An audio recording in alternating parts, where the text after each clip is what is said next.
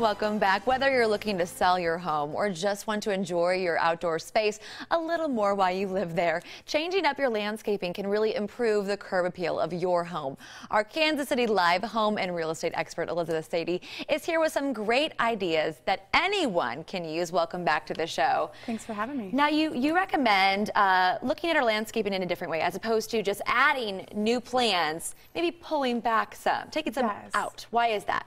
So a lot of times folks think when they want to add value to their landscaping, they think about adding. Well, there's so many times, especially if in a home that's a little older, even if it's just 15 years older, you've got some bushes that someone planted a while back, or maybe a tree that's just become overgrown. And so it's a little bigger than the space maybe allows. So if you can go in and clean up those bushes and maybe even cut them down or remove them, that often is a way to really spice up your curb appeal and maybe start fresh.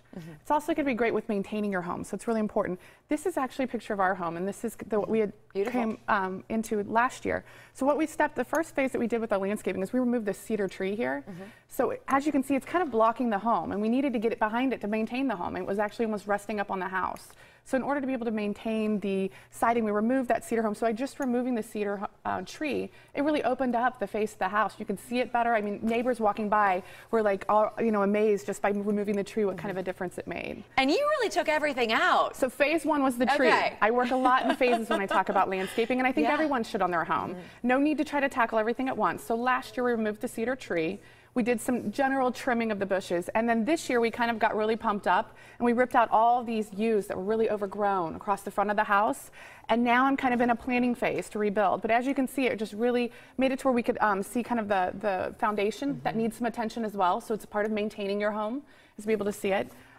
So one of the other things I would recommend, though, so now that you've got everything removed, it's great to take your cell phone. So that's a wonderful way to kind of help with planning.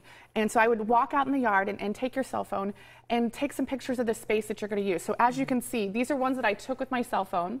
I need to go to the nursery and pick out plants, but I wanted to see how much space I have to work with. And a lot of times you're outside in the yard working during the day, you're having fun, and then you get inside and you're Googling and you're like, okay, how big does this tree grow? Or how much space do I really need? And you forget what it looks like. Or you're standing in Lowe's and you're like, okay, how much space do I have room for 3 plants? Do I have room for 2 plants? It's a great way to understand how much space you have to work with to have the photos.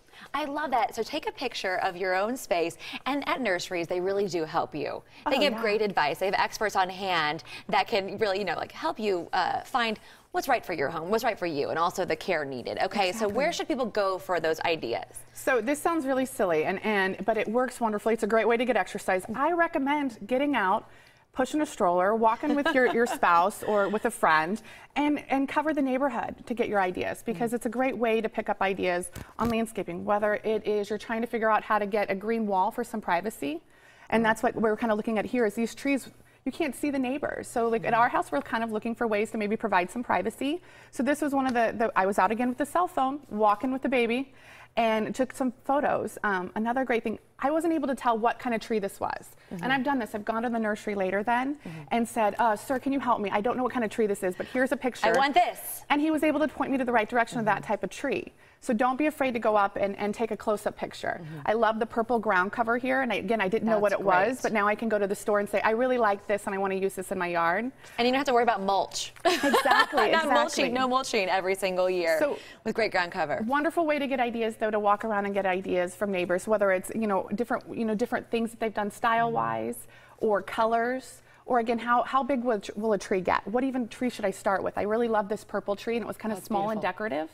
So, and I would recommend if your neighborhood is in a neighborhood that they would have, go walk someone else's neighborhood, and be polite. So if you're taking photos, don't go up in their yard, but maybe from the street, take some photos.